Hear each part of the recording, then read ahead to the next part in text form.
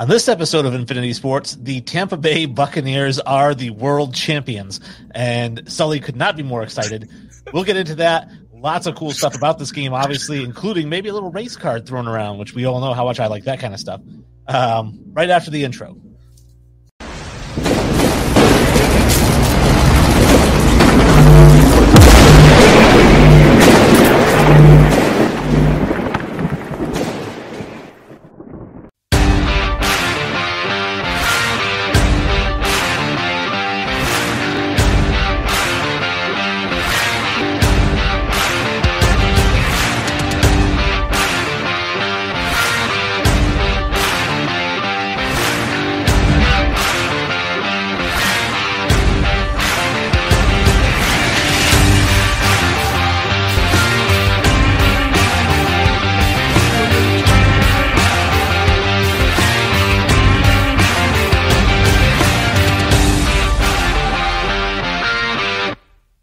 Welcome to Infinity Sports. I'm your host, Wayne G, and I am joined, as always, by Sully. What's up, Sully? Well, it's Super Bowl champion Sully now. Oh, Super Bowl champion. I'm going to need that in front of my name here for this episode at least. Super Bowl champ, Sully. You did it, man. You did it. I did it. We did it, guys. We got it. Before we get into the game breakdown, obviously, please like and subscribe at the bottom of the screen. We definitely need the subscribes, the likes. It lets us know we're doing a good job. It actually helps this channel grow, and it helps you get the first content when it gets onto the channel. So and it's definitely easy. Super easy. Just click. It's super easy. You just click it. You just like it. It takes 2 seconds. We'd love you for it. I promise you. And it's not like you're going to get all kinds of updates when you don't want them. When you go to search for a channel, you just look at your subscriptions. Oh, there's Infinity Sports right there. Perfect. Exactly. It's easy. It's easy. On top of that, if you prefer to listen to the show rather than watch the show, I know some of our fans do, then please check us out on iTunes, Spotify, Stitcher, or Amazon Music. You can download, you can stream. I always prefer to download in case I go through a dead spot, like when I'm driving. That way it doesn't break up when I'm listening to it. But you can do whatever you want when you listen to the show. Those are the areas where you can find us, and we are on social media. You can reach out to us, talk to us. We talk back. We're interactive. We're not going to snub you. We're not better than you. So just hit us up on. Take it, but he's not. Right. Just hit us up on Facebook at Infinity Sports Podcast, on Instagram at Infinity Sports Podcast, and on Twitter at Sports Infinity 5. So, 31-9, the Bucs absolutely steamrolled the Chiefs. I mean, crazy. Who would ever thunk it? I mean, don't get me wrong, I was pretty close. I thought the Bucs were going to score 34. I knew we'd put up points against this defense, but no way did I think we'd hold the Chiefs to no touchdowns. Patty Mahomes to no touchdowns. Let's go. Yeah, it was, and I've seen some reports out there. Tom Brady was the Super Bowl MVP, but I did see reports that really Todd Bowles was the MVP or the defense was the MVP because they just would not let the receivers get open. They would not let Mahomes have any time. He was constantly scrambling. I think I saw a statistic that he ran for 500 yards last night. 498 yards. Yeah. He scrambled for before he was sacked or threw a ball. He ran 498 yards. That's insane to think about. I mean, Todd Bowles was a genius. If you know anything about Todd Bowles, you know he blitzes probably more than any defensive coordinator in the league. I don't think he blitzed one time. Like he may have blitzed 5 times the whole game. I do remember a couple corner blitzes. I take it back. But for the amount that he does blitz, he didn't blitz at all. He let and a lot of times he went with a 3-man rush and then just brought a linebacker on a stunt and just 4 guys or 3 guys and let our guys cover. The amount of times that Tyreek Hill saw one-on-one coverage in the game. Oh, nice. Not a single time did we let him have single one-on-one coverage. And I mean, if you look at his stats, you think, oh, he had a decent game. If you watch the game, you know Tyreek Hill was shut down. I think he finished with like 9 for over 100 or something like that. Yeah, 7 for 73. 7 for 73. He had 4 for 40 in the fourth quarter. So, I mean, he had probably 3 for 30 yards throughout the whole game. It was just a brilliant performance. I agree with Todd Bowles possibly getting an MVP, but, I mean, you know that's never going to happen. No, you never give it to a coach. But what do you think about Tom Brady? I know, again, we can't mention it enough how excited you were when he signed in Tampa. He ends up with 3 touchdowns, no interceptions. He just does a Tom Brady Super Bowl type game. I mean, The whole game, I mean, if you could have written a game plan for the Buccaneers team, I mean, this is exactly what you would have done. You would have said screens, you would have said run the football, you would have said short passes, and then eventually take your shots. And I mean, that's how we went down the field. The run game was obviously incredible. I don't remember our total yardage through the game, but I think both backs had over 70. We played extremely well. Tom Brady was extremely efficient. I think it was the first time ever a quarterback's gone 80% in the first half of a Super Bowl completion percentage. I believe they mentioned that at halftime, which was insane for me to hear. Tom Brady's a god. The discussion's over if it wasn't already over. If you even mention another person's name in this, you're laughed at. There's nothing else you can do. Well, I wanted to touch on that for a second because there were some people that I've seen saying things to the effect of, let's not bring up Patrick Mahomes in the GOAT conversation anymore. I'm like, he's his third year as a starter. Like, he's made it to 2 Super Bowls. I think it's okay. I mean, I wouldn't put him as the GOAT or even in the conversation right now, but I think it's okay to speculate that this guy could be the best when all is said and done. I mean, he's got an MVP, a Super Bowl MVP, and a Super Bowl, and he's been in the league for 3 years. I mean, when it's all said and done, if anybody's got a shot, it's Patrick Mahomes. Now, I mean, let's be real and let's talk about the Chiefs for a second. If Patrick Mahomes doesn't play on that football team, that's an 8-8 ball club. I mean, if we're being honest. Like, outside of Patrick Mahomes, Travis Kelce, and Tyreek Hill, that's a below-average football team. Let me add Tyrann Mathieu into that because he's an absolute stud.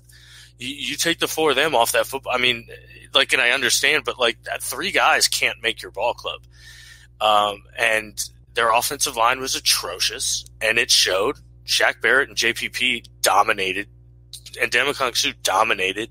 Vita Vea was throwing people around in the run game. I mean, it showed that he needs more help, and I don't know how he's going to get it. They got to draft extremely well. Well, watching the game, too, we saw 4 quarterback hits from Shaq Barrett. I mean, that's a guy who even in the NFC Championship game, he had a huge impact. We have 2 or 3 sacks in the NFC Championship game. So, I mean, he gets after the quarterback. And Ndamukong Suh, to me, is really the unsung hero of that defensive line because he can still play. I think people forgot about him, but he's still a monster in the middle. He's extremely effective at exactly what he does, which is the guy's a beautiful 5-tech. He's just built for the position nowadays. You run in these hybrid 3-man, 4-man lines. He's so versatile. I mean, he's just built exactly for what you want to do, and he's a monster against the run. And if he needs to collapse a pocket, he can. I mean, he's never going to be Aaron Donald as a pass rusher or get you anything like that. But for his role, I mean, I think he's extremely underrated. And then sitting next to Vita Vea, who's literally a brick immovable wall, that guy's a monster. I mean, pair him with Shaq and JPP, and it's no surprise to me. I'm curious. So you mentioned before Tom Brady went to Tampa, you were not the biggest Tom Brady fan. Like most people, I'm sure you hate the Patriots because that's just the way most of the nation is if you're outside of New England.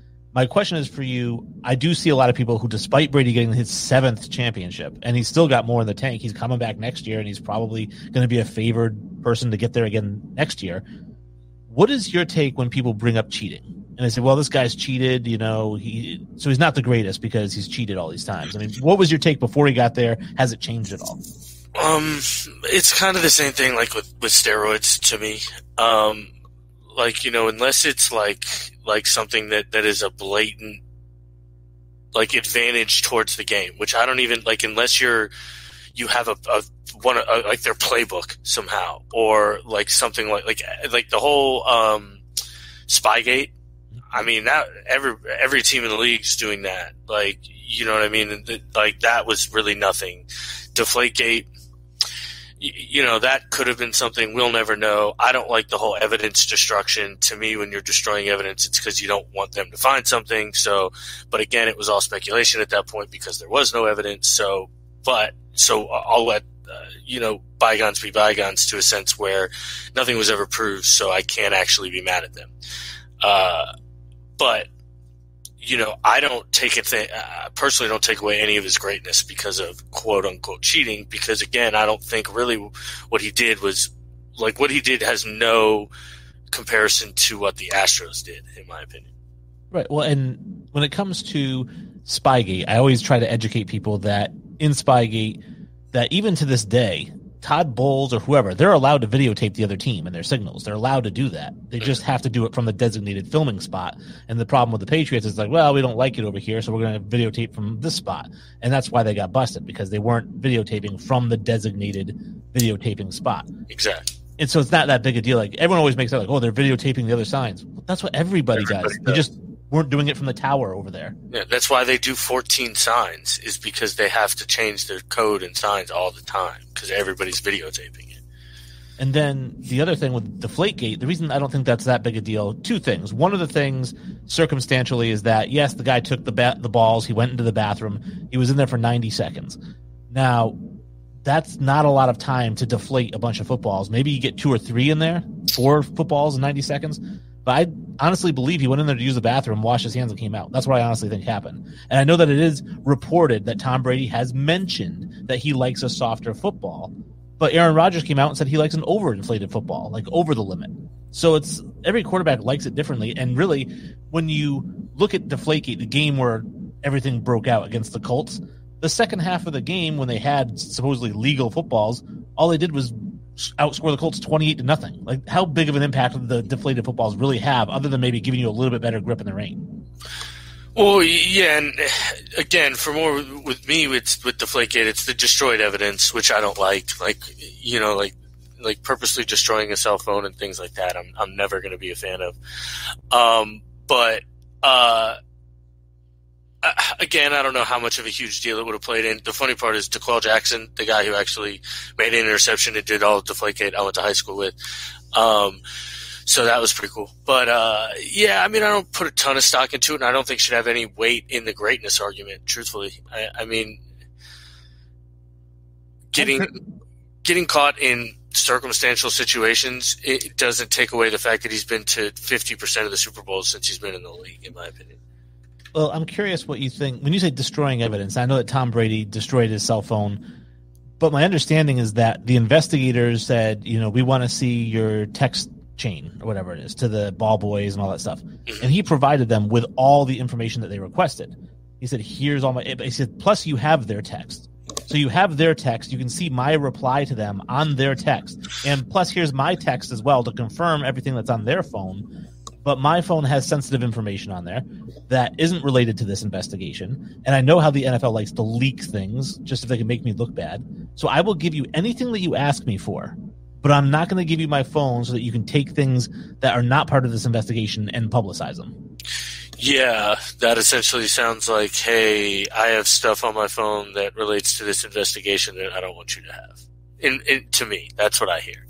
Yeah, but I mean, what could you ask for that would be on the phone that you don't know about? Who knows? Right. I mean, that's like my whole issue is anytime you're willingly destroying evidence, you have something to hide. I guess. But couldn't something to hide be naked pictures of his wife or something on the phone? Yeah, but those are easily deleted and things like that. So are text messages. They are. The only way to pull up text messages can still be found in like code and things like that. So, and I'm sure pictures could too, if we're being honest. But I mean, I don't know. I am not a big fan of destroying evidence. That's why I think destroying evidence is an admission of guilt, in my opinion. I think it depends. I mean, if you're accusing somebody of murder and they're destroying their toaster, I don't really see how that's, Well, it does. If their toaster was the weapon they used to beat them to death with, and they destroy it, then that's... The toaster was in the room. That's all we know. The person was killed in the kitchen, and you destroyed... That's not at all. The device was used in the crime. So you have to pick it in your hypothetical situation. You have to pick a device that may have been used in said crime.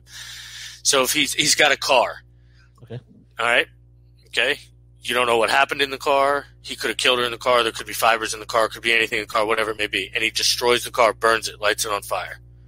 That's suspicious. It is suspicious, but I think that you're kind of insinuating that the case breaker was in the phone. And in my theory is that nothing actually happened. I understand. I'm just saying, then why destroy it? If nothing actually happened, then why? Like that's kind of my point. If as a kid who's unfortunately committed crimes, if I'm doing something wrong, I'm trying to hide it and cover it up. If I'm not doing anything, I don't care. Here you go. Look, go ahead. Well, and I think that he said to them, "What do you want off of my phone? I want your phone. That's what I want. Give me the phone." And I'd say, why do you want the phone? Yeah, I understand. Like, I get it. I mean, we're going in circles here. Right. I'm just saying. Yeah. And that's my thing. It's like he's offered to give them everything. There was nothing that Tom Brady at no point refused to give them any information except for the phone itself. But exactly, because if you say, hey, let me get all the text, I could send you all the text up to a point, and you'd you can never get it from know the provider, that. though. The provider can provide all that information. Yeah, I guess you're right. But and not only that, but like I said, whose text do you want? My text with the ball boy? You have his text. You see all my responses there. You see everything that he said. Things can be deleted from his end and things like that. Sure. But the classic example is what was released from the ball boys' texts, calling each other Dorito Dick, right? I mean, all kinds of stuff that wasn't relevant to the case was released to the public, you know? Not because they were releasing the strain. They were just saying, hey, this was kind of funny. Let's release this to the public. I mean, it is kind of funny. And so Tom Brady, who's the poster boy for perfection in a way, you know, you're going to take his phone. I guarantee you know what they wanted his phone for was to find some sort of dirt, even if it wasn't related to the case. I don't think so. Okay. Did you see his aged photos? I did not. They went through his team photo from when he first started to when he that boy was so ugly from 2000 to 2009. Boy, he was ugly. Like ugly. I don't know how he like snapped a finger and became hot. It's wild. I just got more of a chiseled face because he started dieting and stuff. Yeah, I guess that man was ugly. He was very doughy, I think, early on. Yeah, very doughy. So one of the stories that came out was Tyrann Mathieu had tweeted after the game, because we all saw the little skirmish that him and Brady got into, I think in the third quarter or something like that. They were getting or right before halftime, maybe. Yeah. They were getting right in each other's faces. Yeah. And Tyrann Mathieu came out and said, he called me something I won't repeat, but yeah, I'll let the media throw me under the bus as if I did something or said something to him. And to me, that's very cryptic. And my initial thought was this. Tom Brady did say something to him that probably stung a little bit, and he decided to put this tweet out there, which is insinuating that Tom Brady said something racial. But at the same time, if it ever comes out that Tom Brady didn't, he could say, well, I never said he did. Well, yeah, of course. See, this sucks because it's only insinuating he said something racial because of the time we live in, I think. At any other time, he could say, oh, he called me something that I wouldn't repeat, and it could be, you know, the P word for a female vagina, or something like that. You see, I'm getting a little G-rated here for you. Okay. Are we allowed to say vagina? I guess so. I mean, it's just, you know, it's normal. It's a technical term. Right? Penis and vagina. So, anyway, I digress. So he may have called him something like that, but yes, in these times, you're immediately going to assume that he said something racial, which, I mean, I can't find that to be any further from the truth, in my opinion. There's never been a player in this world that didn't say Tom Brady was the best leader and things like that, and you're not going to follow a guy who, you know, you might think is racist in any way. So I don't know. Well, the hilariousness of it to me is that they told Tyrann Mathieu that Tom Brady was mic'd up for the game because it was a Super Bowl. And when he found that out, he deleted his tweet. Really? Yeah. That's amazing. See? So yeah, he's just throwing shade. I mean, Tyrann Mathieu is, you know, he's a guy who's been suspended and started his career suspended and moved, and this great player, but he somehow can't find a home. You know what I mean? And things like that. And it's got to be for a reason. So, you know, and then on the other hand, we got Tom Brady, who's the quintessential teammate. So, you know, let's follow the breadcrumbs and see where it leads us. I know you mentioned you wanted to discuss what is next for these two teams. And my first what is next question is really as it relates to Todd Bowles and Eric Bieniemy. So Eric Bieniemy was supposedly the front runner for any head coaching job he wanted this offseason, didn't get any of them. So he's going to be going back to Kansas City as the offensive coordinator again. I don't doubt he'll get more interviews next year, but the reports out of these camps were that he just didn't interview really well. And so Todd Bowles was the head coach of the Jets, didn't do great, ended up as defensive coordinator with the Bucs. My question for you is, which one of them gets a head coaching job first? I would think Todd Bowles. Honestly, he has head coaching experience. Exactly. He's had head coaching experience. He's already done it. And I think somebody may be like, hey, let's take a shot again, especially if we continue to play this well on defense. You know what I mean? He develops these defensive backs extremely well. Sean Murphy Bunting, Carlton Davis, Jamel Dean are all playing extremely well. Obviously, Antoine Woodfield looks like a star in the making. These defensive backs are firing around, and obviously with the defensive line and front seven, playing the way it is, I think he's got a real good shot. I feel like teams are afraid that Eric Bieniemy is reliant on Andy Reid and Patrick Mahomes to make him look good. And I feel like that's shown now. The past 2 years, there's no way he shouldn't have gotten a job this year. There's just no way he shouldn't have gotten a job this year. And so there's got to be something seriously wrong with the interview process, or he's not able to actually describe his offense the way he puts it on paper or something like that. Right, exactly. Like we said, he just interviews poorly. Like, he knows what he's doing, but he has a hard time putting it into words what he's doing. I don't know. It's just, I know not to keep harping on the race card, but I know that a lot of people have come out and said, well, it's because he's black. And I'm like, I don't think so. I think that he was the front runner going into the offseason, and it just worked out. He interviewed for all these positions, and not one team decided to wait for him. So it makes me think that, in the interview process, something happened that teams were like, we don't really like this guy. Yeah, I mean, if you don't wow somebody, then they're going to look for somebody who's available now to get started. Truthfully, Byron Leftwich may get a job before Eric Bieniemy.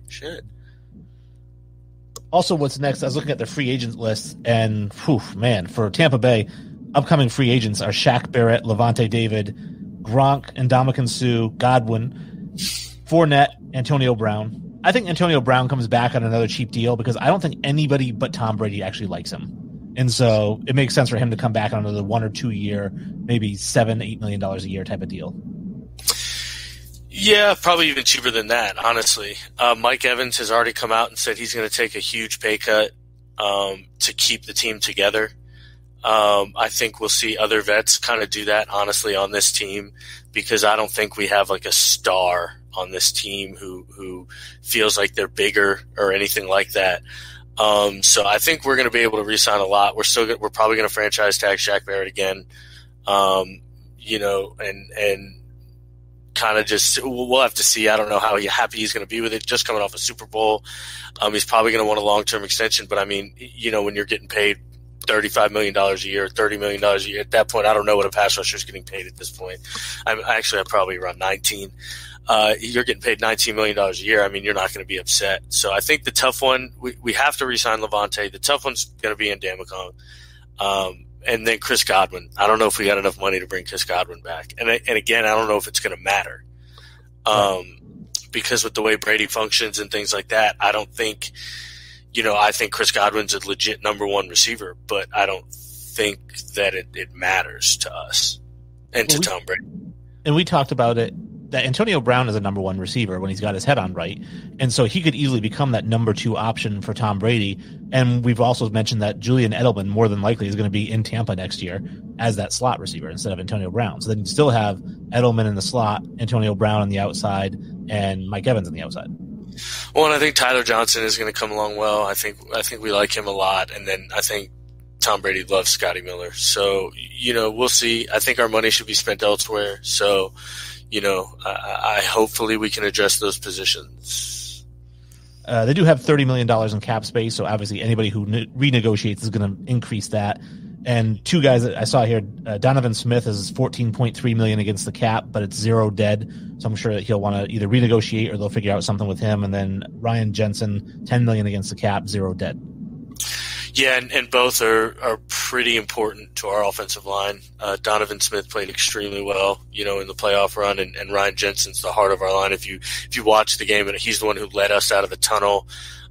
He's a guy who you just want because he's just so mean. He's just so mean that you want him on your football team. So hopefully they'll both, be able to re-sign, get a bonus, and push some of the cap space, while getting that bonus. And as far as the Chiefs are concerned, they're $18 million over the cap. They are going to be losing Sammy Watkins, Brashad Breeland, Le'Veon Bell, but not a big deal there, Darrell Williams, Demarcus Robinson. So some role players, valuable role players, but at $18 million over the cap, the thing I'm looking at right now is Tyrann Mathieu at 19.7 against the cap, only 4 dead. Either he's going to have to renegotiate, or I think that he's the most likely gone.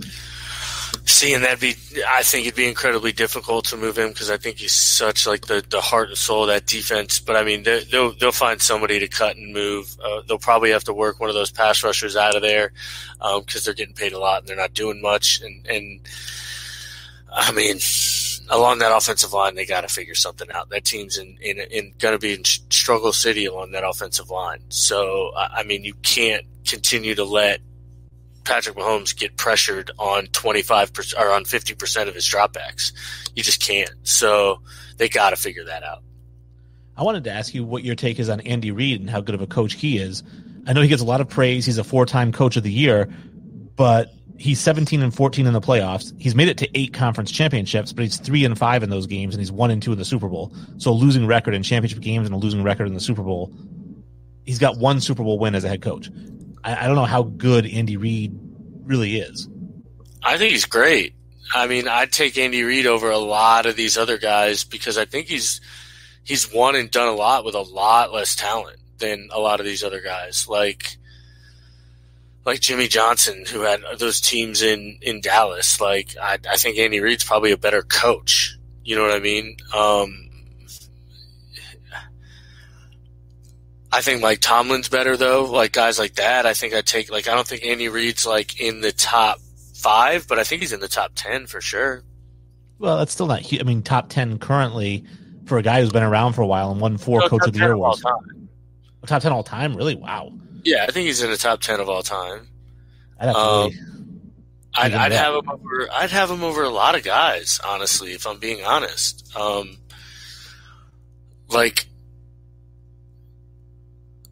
Like a lot of these dynasty teams, and then the coach moves on. It's it's tough for me to think that Andy Reid, because Andy Reid's done it so many places too, which I commend him for. He's only been a head coach in 2 spots. No, that's true, but I mean he's done it in both spots. At every level. As an assistant, he performed and he was a great assistant, and then he was a great head coach, and now he's a great. I don't know. I don't think I'd have him in the elite class, obviously, but I think he's great for sure. Yeah, because obviously he's not in the same categories like a Belichick or a Shula or Landry, right? Chuck Noll and Bill Walsh is just a genius. Yes. Now his protege was George Seifert, right? Now, I don't know how you feel about him. Exactly. After you name them, it gets tough. It's I like Tomlin a lot.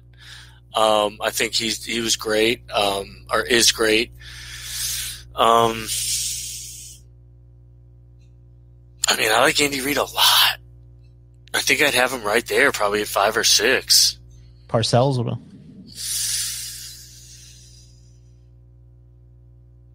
I think I like Andy Reid more than Parcells. Wow, Sean Payton.